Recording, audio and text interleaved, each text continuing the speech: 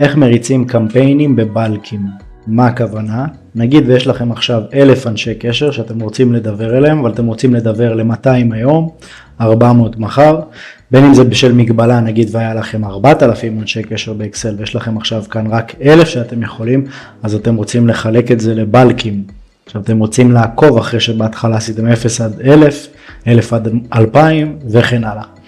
אז בשביל זה אנחנו נייצר קמפיין חדש, בלקים ידנית יוטיוב טסט, נעשה טריגר ידני, נעשה מקור נמנים אנשי קשר מאקסל, אני אוסיף שהקבוצה היא מכבי חיפה, אני בודק אנשי קשר שעונים לפילטור, אז יש לנו 2. אני בוחר תוכן הודעה,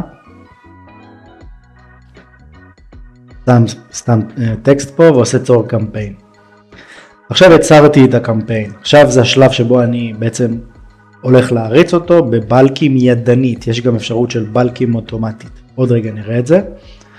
אני עכשיו נמצא פה ואני רואה שיש לי בעצם את הצורך לאשר נמנים, לאשר תצוגה מקדימה, לאשר שאני מסכים שיש בידי הסכמה חוקית לדבר לרשומה הזאת, ואז פה זה בעצם החלק של רלוונטי לכל הנושא של החלוקה לבלקים, וזה הגבלת נמנים.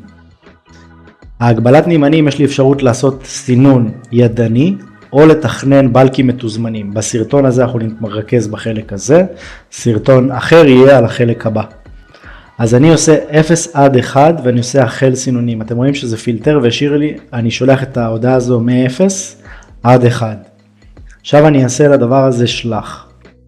עכשיו זה בעצם שולח את הקמפיין לאיש קשר אחד, זה גם מציג לי שזה מ-0 עד 1, זה טווח הנמנים בריצה הזו, ואני יכול לעשות נגיד רענן ולראות שזה נמסר לאיש קשר. עכשיו, אם אני אבוא להריץ שוב פעם, הוא יזכור שבעצם שלחתי כבר ל-0 עד 1, נשלח עד כה 1 מתוך 2 נמנים, 0 עד 1, 50%, הבלק הבא המוצע, הוא כאילו משלים לנו את זה, שזה הבלק הבא המוצע שלנו, 1 עד 2, אני עושה החל סינון, חשוב לעשות לזה החל סינון, כי זה הצעה, אני לא מסנן עבורכם, אתם צריכים לעשות את החל סינון הזה, לאשר את כל שאר הדברים, ואתם good to go לשלוח את הבלק השני.